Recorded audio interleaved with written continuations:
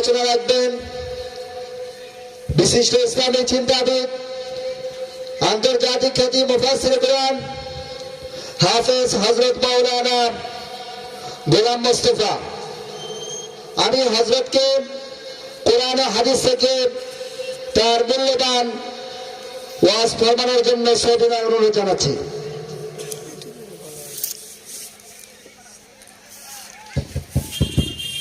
السلام عليكم ورحمة الله وبركاته.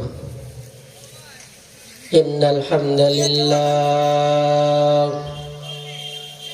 الحمد لله وحده والصلاة والسلام على من لا نبي بعده. أما بعد فأعوذ بالله من الشيطان الرجيم.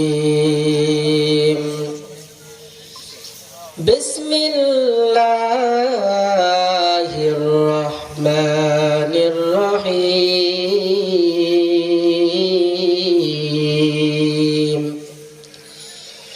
يا أيها الذين آمنوا استعينوا بالصبر والصلاة إن الله مع الصابرين.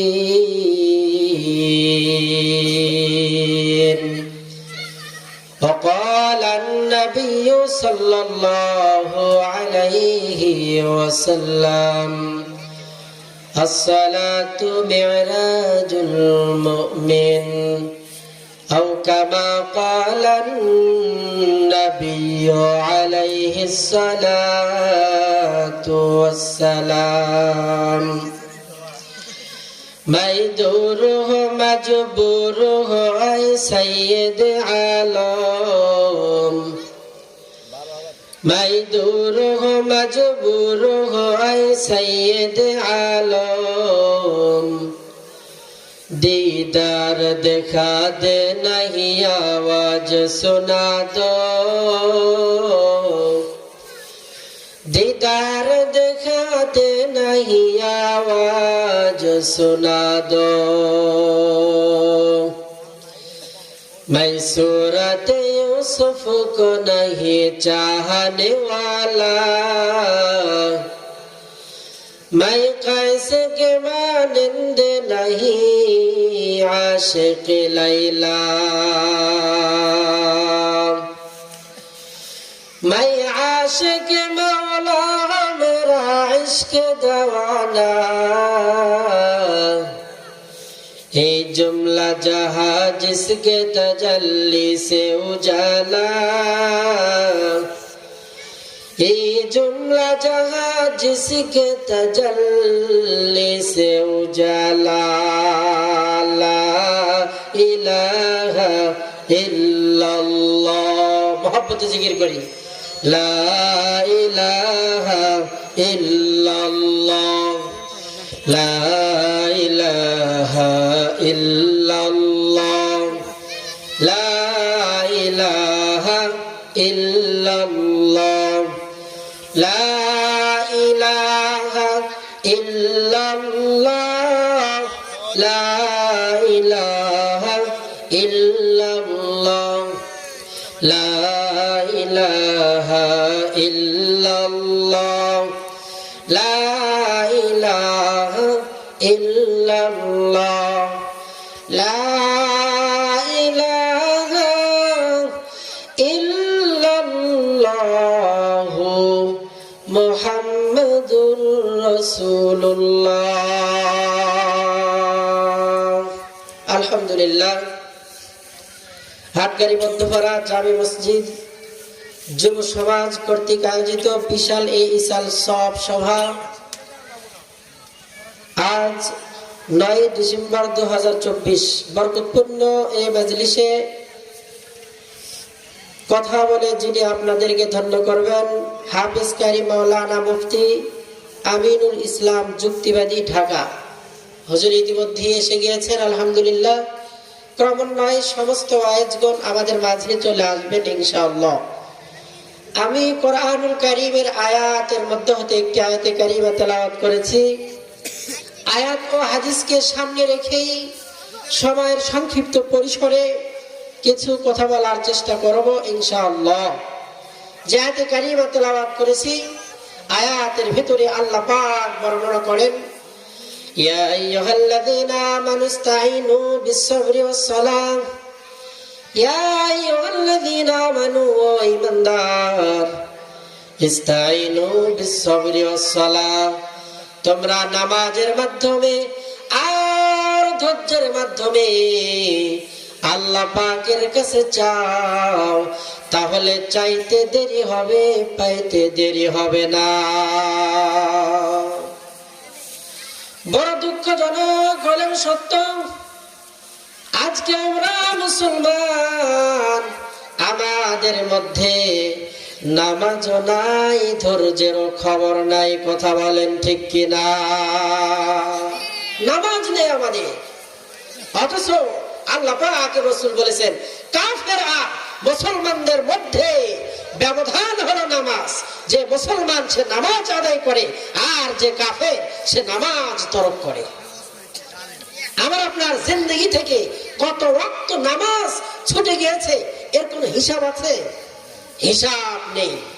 আমার আপনার পকেট থেকে যদি 1000 টাকা হারিয়ে যায়, সারাদিন আর কাজকর্ম করি না, শুধু পেরেশানি আর চিন্তা ভাবনা করি 1000 টাকা কি হইল আমার। যদি 1 লক্ষ টাকা হারিয়ে যায়, তাহলে তো 3-4 দিন বিছানায় থেকে ওঠে না। কথা বলেন ঠিক কিনা?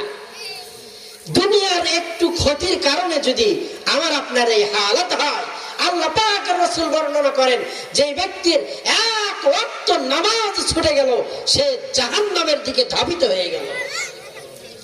তাকে 2,88,00,000 বছর জাহান্নামের আগুনের ভিতরে জ্বলতে হবে। এজন্য নামাজের ব্যাপারে খুব যত্নবান হওয়া চাই আমাদের। আল্লাহ পাকের রাসূল বর্ণনা করেন, বেনামাজিদেরকে আল্লাহ তাআলা সর্বমোট 15টি আযাব আর শাস্তি প্রদান করে। এর মধ্যে আল্লাহ তাআলা দুনিয়াতে 5টি শাস্তি দেন, আর মৃত্যুর সময় 3টি শাস্তি দেন। আর অন্ধকার কবরের বাড়িতে মানুষকে যখন ডাকা হয়, ওই সময় আল্লাহ তাআলা ওই কবরের ভিতরে বেনামাজিকে 3টি শাস্তি দেন। আবার কিয়ামতের দিন ইসরাফিল আলাইহিস সালামের সিংহার ফুৎকারের মাধ্যমে যেদিন মানুষগুলো উঠে ওই কিয়ামতের মাঠের দিকে যাইতে থাকবে, ওই ময়দান হয়ে যাবে বড় ভয়াবহ। আল্লাহ তাআলা কাহারিয়াতের রূপ ধারণ করে বিচারের সিংহাসনে বসে যাবেন। আল্লাহ তাআলার সামনে দাঁড়ানোর মতো কেউ নাই। এমন কঠিন কিয়ামতের দিন আল্লাহ তাআলা ওই বান্দাকে 3টি শাস্তি দিবে। বেনামাজিকে আল্লাহ তাআলা কবরের ভিতরে 1 নম্বর শাস্তি প্রদান করবেন।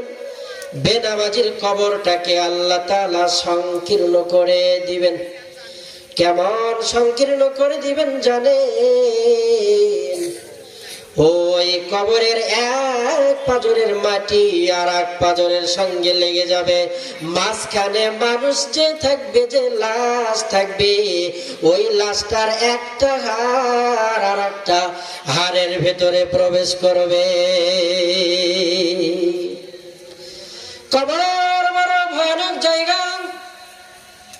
রাসূল আকরাম সাল্লাল্লাহু আলাইহি ওয়াসাল্লামের আদরের মেয়ে ফাতেমা যখন ইন্তেকাল করে, যিনি জান্নাতের নারীদের সরদার, যিনি হাসান হোসেনের মা, যিনি রাসূলের কলিজার টুকরো মেয়ে, হযরত আবু যর কবর খুঁড়তে গেছে। যাওয়ার পরে ডাক দিয়ে বলছে, কবর, তোমার মধ্যে আজকে এমন একটা মানুষ শয়ন করবে রে, যেই মহিলাটা আল্লাহ পাকের হাবিব জনাবে মুহাম্মদ সাল্লাল্লাহু আলাইহি ওয়াসাল্লামের কলিজার টুকরো মেয়ে। শুধু এই পরিচয় শেষ নয়, তিনি জান্নাতের নারীদের সরদারিনী, তিনি হাসান হুসাইনের মা, তিনি শেরে খোদা আলী রাদিয়াল্লাহু তাআলা আনহুর স্ত্রী। সঙ্গে সঙ্গে কবরের জবাব খুলে গেছেন। আর ডাকতে বলে, হুজুর, আমি কবর এমন একটা গর্ত রে, আমার কাছে কারো কোনো পরিচয় চলে না। কে কবরের ভিতরে আসলো, নবীর মেয়ে নাকি হাসান হুসাইনের মা, নাকি জান্নাতের নারীদের সরদারিনী? আমি কবরের কাছে পরিচয় চলবে না, আমি কবরের কাছে চলবে তার আমল নামার ভিতরে আমল আছে কিনা। যদি আমল নামার ভিতরে আমল থাকে, তাহলে আমি কবর তার জন্য জান্নাতের বাগান হয়ে যাব। আমার মধ্যে আমল না থাকে, তাহলে আমি কবর তার জন্য প্রাথমিক জাহান্নামের গর্ত হয়ে যাব। কবরের কাছে কোনো পরিচয় চলে না। যে ব্যক্তি বেনামাজি হবে, আল্লাহ পাক রাসূল বর্ণনা করেন কবর তার জন্য সংকীর্ণ করে দেওয়া হবে। আর এই কবরের ভিতরে আল্লাহ তাআলা তাকে আযাব দেওয়ার জন্য একটি ফেরেশতা নিযুক্ত করবেন, যেই ফেরেশতা চোখেও দেখে না, যেই ফেরেশতা কানেও শোনে না। ওই ফেরেশতার হাতে বড় একটা পাথর থাকবে। ওই বেনামাজি বান্দাটাকে পাথর দ্বারা একবার যখন আঘাত করা হবে, পুরা মাথাটা চূর্ণ বিচূর্ণ হয়ে চতুর্দিকে ছড়াইয়া যাবে। আল্লাহ পাকের রাসূল যেদিন মেরাজে চলে গেলেন, যাওয়ার পরে ওই জাহান্নাম জান্নাত আল্লাহ তাআলা পয়গম্বরকে সব দেখালেন। জান্নাতের ভেতরে যে আযাবটা আমার পয়গম্বরকে দেখালেন, তাকিয়ে দেখে তার মাথাটাকে চূর্ণ বিচূর্ণ করা হইতেছে। আল্লাহর পয়গম্বর ডাকতে বলল, জিবরাইল, আমাকে জানিয়ে দাও কোন গুনাহের কারণে এই মানুষের সঙ্গে জাহান্নামীর সঙ্গে আচরণ করা হয়। জিবরিল আমিন ডাকতে বলল, আল্লাহর নবী, যেই সমস্ত উম্মতগুলো, যেই সমস্ত বান্দাগুলো দুনিয়াতে নামাজ আদায় করে নাই, ওই সমস্ত বান্দাদেরকে আল্লাহ তাআলা গজব আর আযাব দেওয়ার জন্য যেই ফেরেশতা নিযুক্ত করেছে গো নবী, ওই ফেরেশতার চোখ কানা কান ঠোসা, বান্দা যতই চিল্লাক না কেন, বান্দা চিল্লাইতে চিল্লাইতে অবস্থা বড় খারাপ হয়ে যাবে। এরপরে ওই ফেরেশতা যখন পাথরই মারার পরে আবার সেই পাথরটা আনতে যাবে, পাথর নিয়ে আস্তে আস্তে বেনামাজির পুরো মাথাটা আবার আগের মতো হইয়া যাবে। এইরকম করে করে কিয়ামত পর্যন্ত ওই বান্দাটাকে আল্লাহ তাআলা কবরের বাড়িতে এরকম গজব আর আযাবের ব্যবস্থা করবে। বিচার শেষ হয়ে যাওয়ার পরে আল্লাহ তাআলা ডাক দিয়ে বলবে, বান্দারে, আমি দুনিয়াতে মানুষ পাঠাইছিলাম আমার ইবাদতের জন্য, ইবাদত করেছো তো তোমাদের জন্য জান্নাত। ইবাদতের ভিতরে সর্বোত্তম ইবাদত হলো নামাজ। বান্দা নামাজ পড়ো নাই, তোমার জন্য ওই জাহান্নামের আগুন। আল্লাহ তাআলা জানিয়ে দিবেন, বান্দা, সমস্ত বান্দাগুলো সিজদায় লুটিয়ে পড়ো, রুকুতে লুটিয়ে পড়ো। যেই সমস্ত বান্দাগুলো দুনিয়াতে নামাজ আদায় করেছে,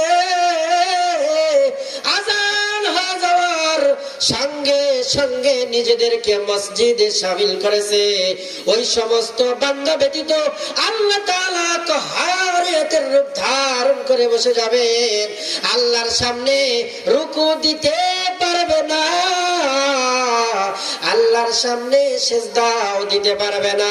আল্লাহ তাআলা বড় রাগান্বিত হয়ে যাবে, আর গজবের ফেরেশতাদেরকে ডাক দিয়ে বলবে, গজবের ফেরেশতারা রে, এই বান্দাগুলো দুনিয়াতে নামাজ আদায় করে নাই, যদি দুনিয়াতে নামাজ আদায় করতো তাহলে তারা আজকে রুকু দিতে পারতো, যদি দুনিয়াতে নামাজ আদায় করতো তাহলে আজকে তারা সিজদা দিতে পারতো, তারা নামাজ আদায় করে নাই, এই বিচারে তারা ধরা খেয়ে গেছে, তাড়াতাড়ি তাদেরকে ওই জাহান্নামের আগুনের ভিতরে নিক্ষিপ্ত করে দাও।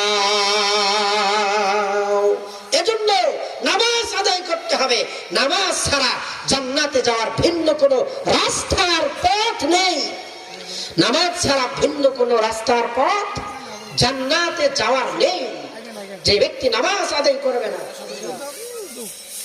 যে ব্যক্তি নামাজ আদায় করবে না, ওই ব্যক্তির জন্য আল্লাহ পাক কবরের ভিতরে এমন সুবিশাল একটা সাপ নিযুক্ত করবেন। আল্লাহর নবী বিশ্বনবী বর্ণনা করে যে সাপটা এত বড়, এত বড়, ওই সাপের চোখের দিকে যখন বেনামাজি তাকাবে, তাকানোর পর তাকিয়ে দেখবে সাপের দুইটা চক্ষু দিয়ে আল্লাহ তাআলা আগুনের অগ্নিশিখা বের করে দিচ্ছে। তার হাতগুলো হবে বড় বড়, কত বড়, একদিনের রাস্তার সমান হবে তার হাত, তার চেহারাটা হবে এত সুবিশাল, এই দিক থেকে তাকাইলে তার শেষ কোথায় বান্দার নজরে পড়বে না। ওই বান্দা বেনামাজিকে দংশন করবে আর বলবে, বান্দারে বেনামাজি, আমার মালিক আল্লাহ তাআলা তোকে আযাব দেওয়ার জন্য, তোকে দংশন করার জন্য ফজর থেকে জোহর পর্যন্ত তোকে দংশন করার জন্য আল্লাহ তাআলা আমার এখানে ফিট করে দিয়েছে রে বান্দা, তুমি জোহরের নামাজ আদায় করো নাই, আল্লাহ তাআলা জোহর থেকে আসর পর্যন্ত তোমাকে দংশন করার কথা বলেছেন, আসর নামাজ আদায় করো নাই, মাগরিব আদায় করো নাই, নামাজ থেকে আর নামাজ পর্যন্ত তোমাকে শাস্তি দেওয়ার কথা বলা হয়েছে।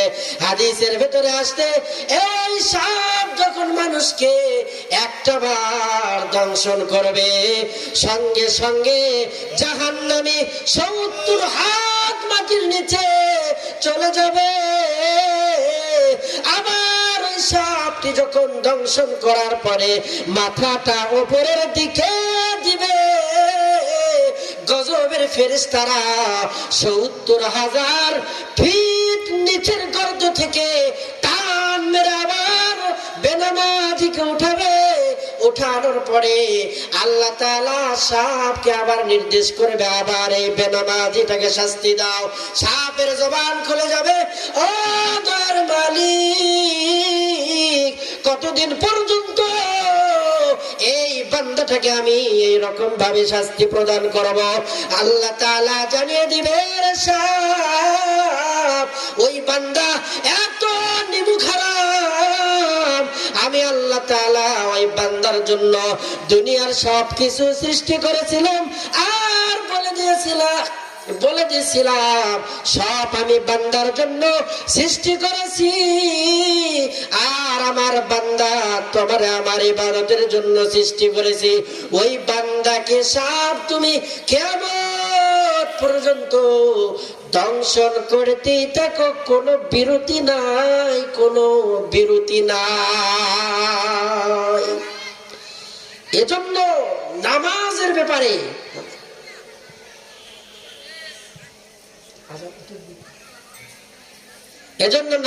ব্যাপারে খুব খুব যত্নবান হওয়া চাই। আসবে মরণ কখন কোথায় কারো জানা নাই, জানাজার নামাজের আগে নামাজ পড়ো ভাই, তোমার জানাজার নামাজের আগে নামাজ পড়ো ভাই। আসবে মরণ কখন কোথায় কারো জানা নাই, আসবে মরণ কখন কোথায় কারো জানা নাই, জানাজার নামাজের আগে নামাজ পড়ো ভাই, তোমার জানাজার নামাজের আগে নামাজ পড়ো ভাই। মরণ কখন আসবে জানে নেই, এজন্য আজ থেকে, এখন থেকে, ফজর থেকে আমাদের নামাজ যাতে কাজা না হয়। সকলের নামাজ বা জামাত আদায় করতে পারবো তো ইনশাআল্লাহ? ইনশাআল্লাহ বলে ইনশাআল্লাহ। আল্লাহ তাআলা আমাদের সবাইকে তৌফিক দান করেন। ওয়া মা তৌফিকি ইল্লা বিল্লাহ। আসসালামু আলাইকুম ওয়া রাহমাতুল্লাহি ওয়া বারাকাতুহু।